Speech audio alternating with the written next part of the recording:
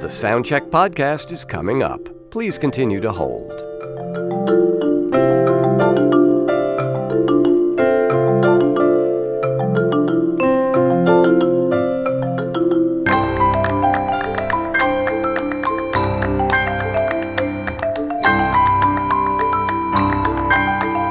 Keep up with the Soundcheck podcast and everything that's happening in the New Sounds empire. Just go to newsounds.org and follow us on social media. All of the icons are in the top right corner of the page.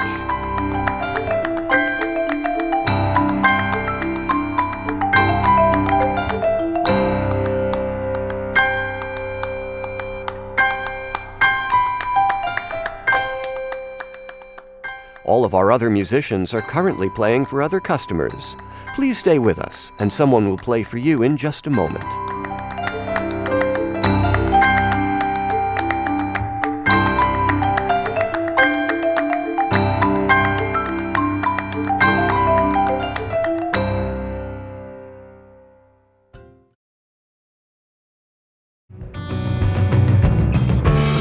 The storm won't come. The storm won't come. I'm longing for the storm, but the storm won't come. From newsounds.org, welcome to another edition of the Soundcheck podcast, our series of live in-studio performances, streaming live on Facebook and YouTube. I'm John Schaefer. Richard Thompson has had a long and prolific career in music. It began just over 50 years ago with the English folk rock band Fairport Convention. Rolling Stone magazine calls him one of the 100 greatest guitarists of all time. The LA Times refers to him as our greatest living songwriter after Bob Dylan. His latest album is called 13 Rivers, and it's largely an electric band project. But Richard Thompson is going to give us some solo acoustic versions of a few of those songs today, beginning with this one called The Rattle Within.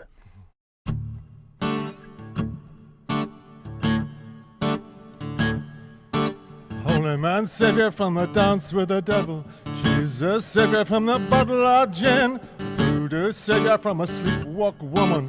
Who's gonna save you from the rattle within? The voice might come when you're taking your pleasure. The voice might come when you're resting your bones. Seek you out if you're sad or smiling. Track you down when you think you're alone. Just when you think that your horses are running. Just when you think that you're fixing to win, there's that wondering deep inside you. Who's gonna save you from the rattle within? Save me, save me, save me from the rattle within.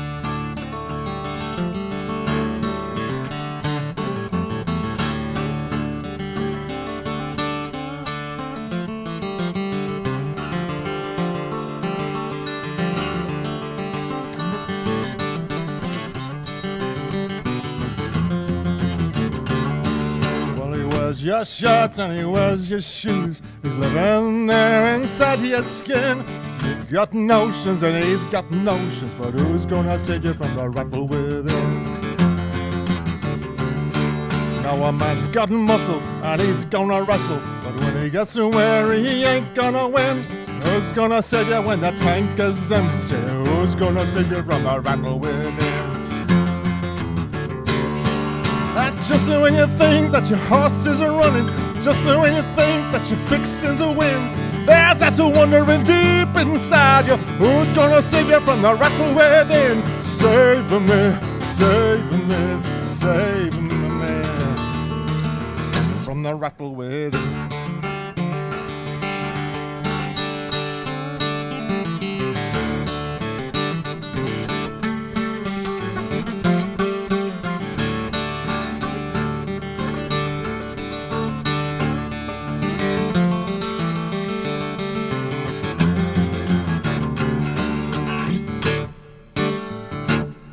Now, holy man, and Savior from a dance with the devil. Jesus, Savior from the bottle of gin. Voodoo, Savior from a sleepwalking woman. Who's gonna save you from the rattle within? Who's gonna save you from the rattle within? Who's gonna save you from the rattle within? Richard Thompson, live here in the studio with The Rattle Within, which is one of the songs you'll find on the new album called 13 Rivers, which comes out on September 14th. Richard, great to have you back with us. Thank you. Great to be here. Thanks so much. I was really curious to see how you were going to do that live, because because the version on the record is really driven by drums and percussion, it seems. And you're playing an electric guitar, but it's kind of spare and sharp-edged and pointy, and this almost makes it sound like a folk song. Well, it's more like a folk song if you strip away, the drums. The drums are expensive anyway. Who needs them? Yeah, I mean, structurally, it's very much like a folk song. Right, yeah. Which I didn't notice the first time, listening to it as a band song, but it even has that thing that we hear in so many folk songs where verse 1 comes back and is your concluding verse as well. Yes, indeed, yeah. So when you were writing the song, did it sound like this, or was it closer to what we get on the record?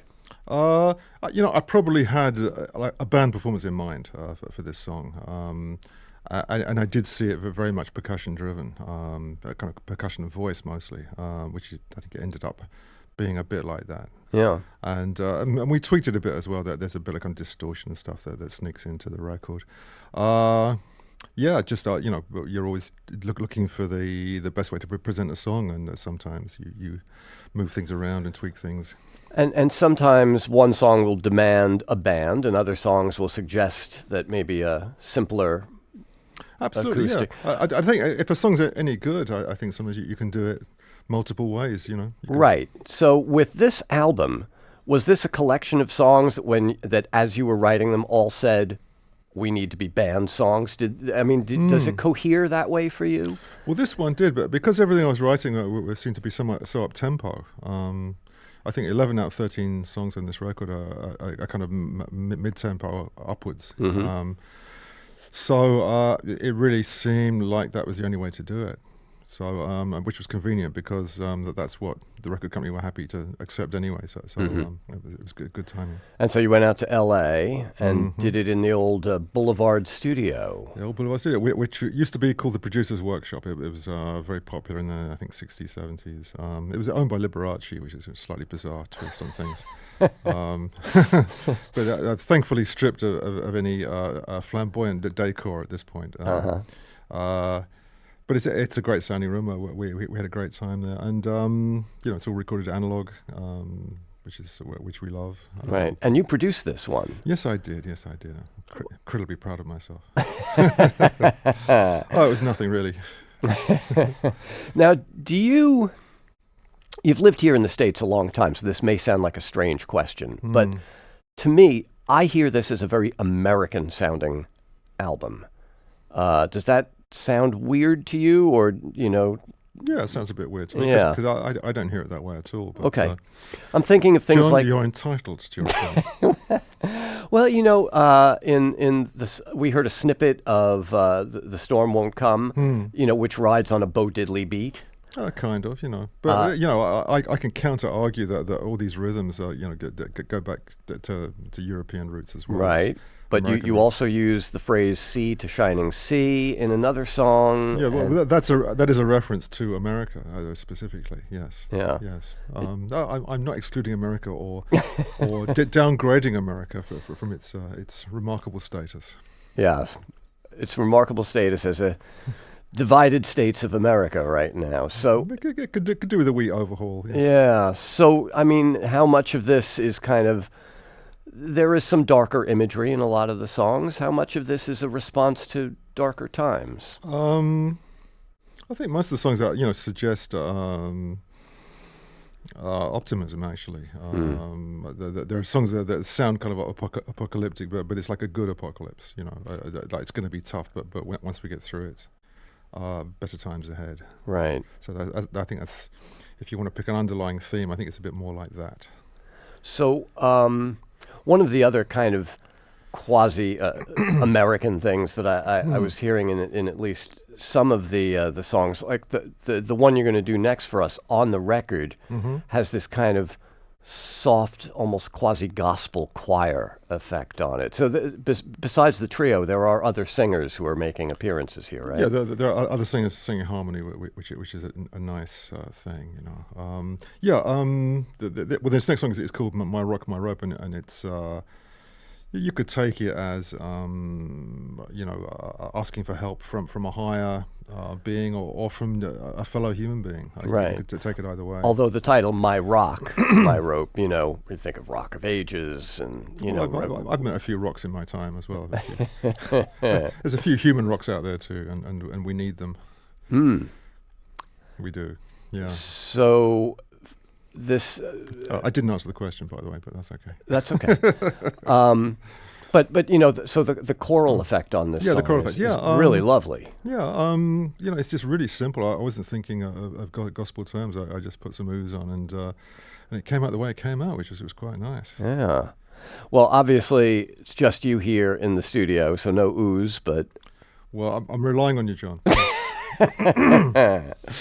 I shall keep my own counsel. Richard Thompson is performing for us here in the studio today.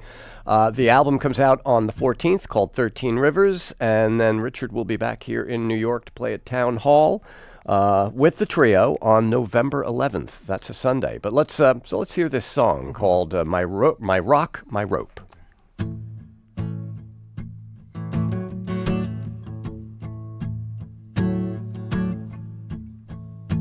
In my pain, in my darkness, is my comfort and hope. In my loss and in my sorrow is my rock, is my rope. Oh, give me the strength to bear it.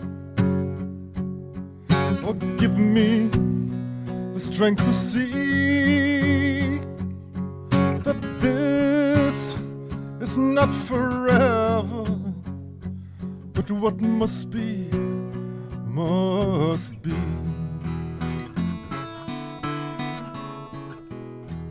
In the cloud of my illusion, give me some way I can steer through the shores and the shipwrecks till I see my way is clear.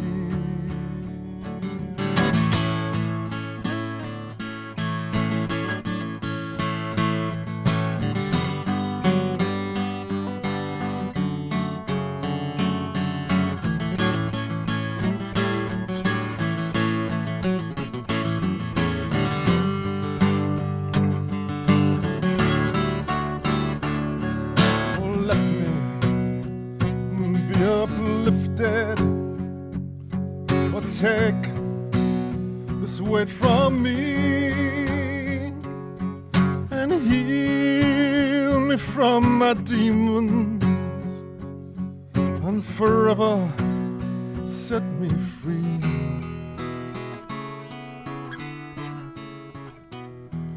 In my pain, in my darkness is my comfort and hope. In my loss, in my sorrow is my rock, and my rope is my rock,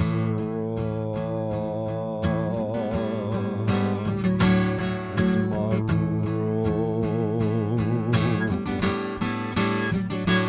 is my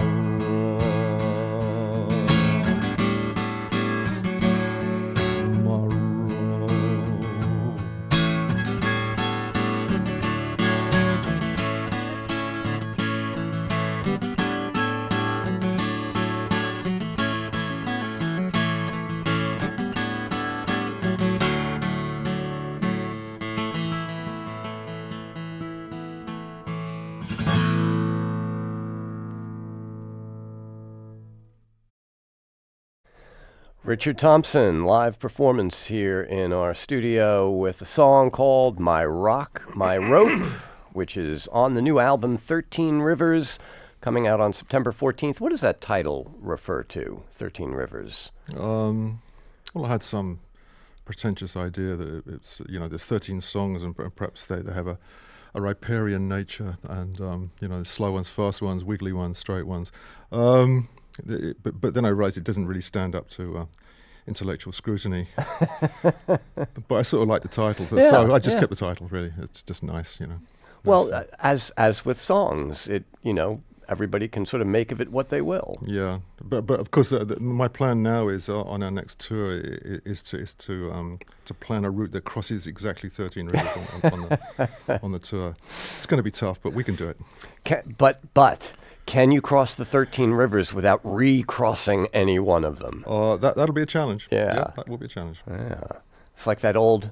It's like, what was it? The city of Königsberg, which had the 7 bridges, and it was like a mathematics problem. Could you cross the 7 bridges without having to double back over one of them? Okay. And I believe the answer was no, you could not. It could not be done. Well, I'm never going there anyway. Well, it's no longer there. It's now a Russian city called Kaliningrad. Okay, well, there you go. Yeah. So much for mathematics and Eastern Europe. Let's talk instead about your songwriting camp, which you have done for many years. Are you still doing that? Oh, yes. This last summer was our 7th year. It's up in the Catskills. It's a beautiful location, gorgeous location, up past Woodstock, up that way. Mm-hmm. And we get 100 plus people every year. It's a guitar and songwriting camp. So we're wonderful teachers. We had Patty Griffin this year. Mm-hmm. Sean Colvin is a regular attendee. My son Teddy Thompson comes. Martin Simpson, Martin Carthy have both been guitar teachers. It's just a wonderful thing. And from this has developed this wonderful community of past and present attendees who keep in touch with each other. And people just love it, People, it's a highlight of my year, and I think it's a highlight of other people's years as well. Well, so do you teach? Do you teach guitar? I mean, yes, because I do. you have such a strange hybrid way of playing, where you have both a pick between 2 fingers, but then the other fingers are doing fingerstyle. Yeah, exactly. It's a technique. Probably more electric guitar players do it than acoustic players, because. Sometimes it's slightly counterintuitive on the acoustic. Someone like Glenn Campbell used to use that technique. Really? I think Albert Lee uses it sometimes. It's just a kind of convenience. But having become a convenience, there are things you can do with that technique that you can't do in any other way. Like you can do it like a double time thing on the low strings, and then you can play accents.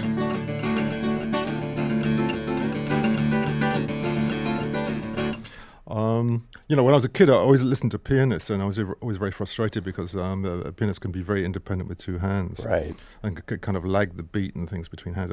I can't do that, but sometimes you can break things down on the guitar and kind of divide your right hand into 2 and do different syncopations.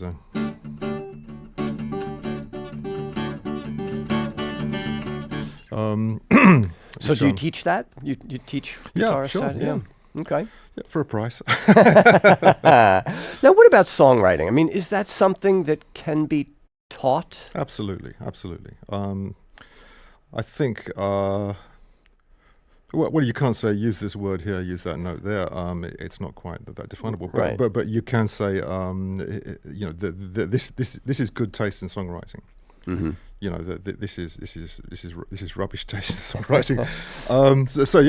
It's opinionated. It's opinionated, but I think you can get people flowing, which is a very important thing. You can get people to find that creative mood where things start to come out, and you can give people examples of a great song. This is a great song. How does this make you feel? How do you do that? How do you arrive at that point? So, I think you can. I think maybe 3/4 of the time you talk around songwriting, but at least you're hopefully inspiring people. So it's not the craft, it's the art. that you're trying to get Well, it's at? a craft as well. I mean, there is a craft to it, absolutely. There sure a craft is, to it. yeah. So you have to deal with that, absolutely. But there is an art to it as well. And I think a lot of what we teach at camp is a kind of philosophy, of music. Yeah. And I think if you can get that, then you have everything. So who taught you songwriting? Where did you learn to write songs like, Storm Isn't Gonna Come, or 1952 Vincent Black Lightning, or any of the other? Well, when I was young, when I was like 10, 11 years old, I'd be very bored as a kid. Like the weather would be terrible. This is growing up in London, and it'd be Sunday when there's nothing on TV or radio. So I'd start looking along at the bookshelf in my house, and there'd be collections of Robert Burns and Walter Scott and border ballads. So I start reading these ballads. The Doe Dens of Yarrow and things like this, and basically discounted it as not being very interesting. But when it came to writing songs, I think some of that really penetrated quite deeply, and I thought, I know how to do this, because I kind of studied unconsciously when I was a kid. So all that stuff I think went in, and when it came time to regurgitate it, I was able to do it. So when you say border ballads, you mean things like Edward? Yes, My Son Edward, yeah. Yeah. What's that blood upon your sword, My Son Edward? Right. Yeah, all that kind of stuff, and it must have had an effect on me. Yeah. And of course, those are the cheeriest songs you could possibly imagine. Those. Well, they are, but no, they're not. but if you put them into the context in which they would have been sung, 200-300 years ago, yeah, where this was entertainment, and sometimes something a bit spooky. Was something that gave you a bit of a chill would be a bit like going to see a horror film or something. Right. Yeah. And that's kind of stayed with you, I guess, through a lot of your songwriting over the years. Well, I'm very influenced by folk traditions, which some people see as being dark, and I just see as being normal. So there's either a problem with me or the world. I'm not quite sure which one it is. I can't speak for you, but I can speak for the world. And it's pretty strange out there right now, both in your home country and your adopted one. Yes, indeed. Yes, strange times. Times. Trying Times. And Trying is the name of this next song. Who is the female singer on this song with you on the record? I think that's Siobhan Kennedy, who's a wonderful singer. She's based in Nashville. She's the wife of Ray Kennedy, who's a recording engineer. And she's from Liverpool in England, which is why I love her accent, so I love to sing with her. And she was in a really bad sort of disco band in the 70s called the River City People. Which had, I think, one UK hit, but don't hold that against her. She's a really wonderful. I mean, the sound on the record is terrific. Yeah. Again, we're talking about 13 Rivers. The latest from Richard Thompson comes out on September 14th. You wanna play this song, Trying? Let's see what happens. Yes, okay.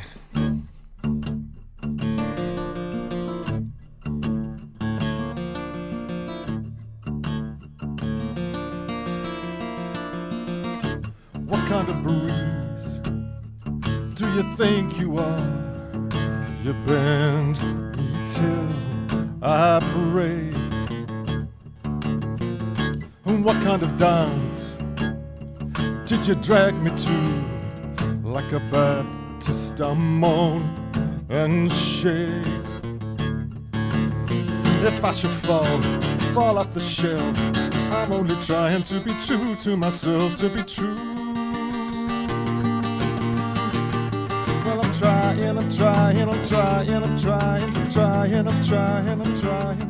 Well, I'm trying. I thought I could fake forever, but I was wrong. I thought I could wait forever, I thought I was strong. I can't put on the brake forever, forever's too long. You shake me till I don't know right from wrong.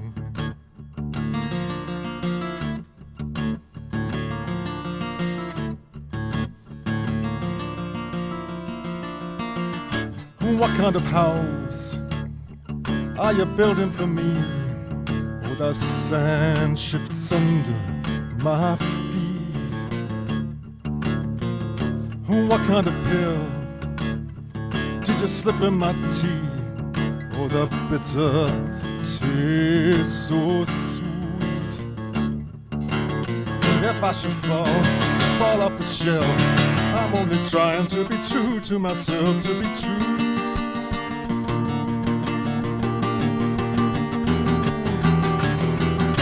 Well, I'm trying. Well, I'm trying.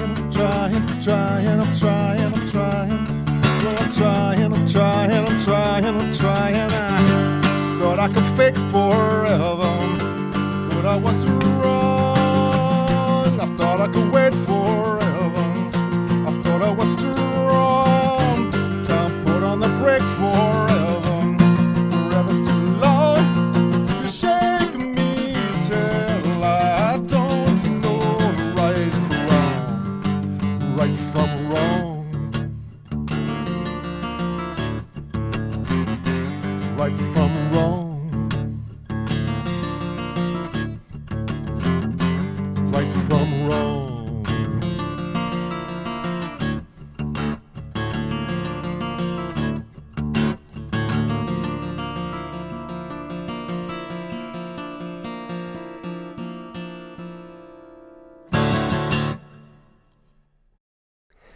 Trying is the name of the song from Richard Thompson, solo acoustic, here in our studio.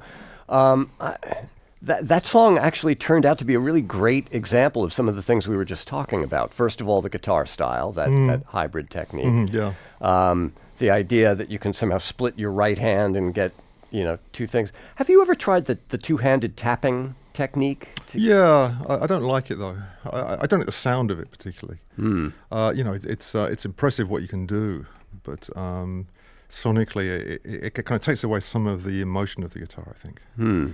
It is literally using both hands, treating the fretboard almost like a keyboard, with both hands. Yeah, exactly. And Stanley Jordan was a converted pianist, so he was very easily able to adapt to that technique. The jazz guitarist who in the 70s and 80s sort of popularized the technique. And then the other thing about that song is there's the one verse that's kind of a series of questions. What kind of house are you building? What is the pill that you've slipped in my tea? Which again goes back to those old murder ballads. Yeah, I guess how come that blood all over your shirt? Yeah. I'm sure that wasn't a conscious thing on your mind when you were writing this. No, it wasn't. But I like songs that ask questions. It's a nice thing. Right. There's other songs that answer questions, and that's a whole other category, of course. Yeah. Right, and sometimes it's the fine art is in raising more questions than you answer. Yeah, but that's the sign of great art. Now, so this album is largely electric, but there are a couple of, like in the song "Oh Cinderella," sounds like a mandolin. Is that right? Yeah, mandolins, accordions. Yeah, I love playing mandolin, and it's nice to have an excuse to play it on a record. So if I can compose something for myself, so I myself can play mandolin on my own song, then why not? So how many different other non-guitar instruments do you play? Oh, none really. In a studio, I can fake all kinds of things. In the studio, I can play keyboards, I can play accordion, I can play hurdy-gurdy. Okay. Yeah, sure. There's an old Fairport Convention version of Renardine where you're playing like a dulcimer, an electric dulcimer or something. Yeah, we used to have an electric dulcimer. I used to play it sometimes, and Simon Nicol used to play it as well. It's just an instrument that if you put a certain amount of reverb on it, it would sound very spooky. Yeah. It would almost sound like a string orchestra or something. Yeah. We used to have an electric auto harp, which was a great toy. Mm-hmm. I don't know what happened to those. Yeah, but so the mandolin is for studio use only. You won't be touring with one. I do. I played it live quite a lot. I'm not a bad mandolin player. I'm not bad. I can play it in public. Okay. Yeah. Well, then you're not bad. But I didn't bring one today, unfortunately. So the tour will be the trio, right? The electric trio. Yeah, the tour's the trio, which is the same people that played on the record. Right. The Usual Suspects. The Usual Suspects, indeed. November 11th here in New York at Town Hall. The album is 13 Rivers. It comes out on September 14th. And I mentioned Cinderella. We'll hear just a little bit of that to wrap things up. But Richard, always a pleasure to have you with us, and congratulations on the new record. Thank you so much. Thank you, John. This is Soundcheck. Won't you trade up your rags and slide your foot in the slipper? Your working class cool, but a glass slipper is hipper.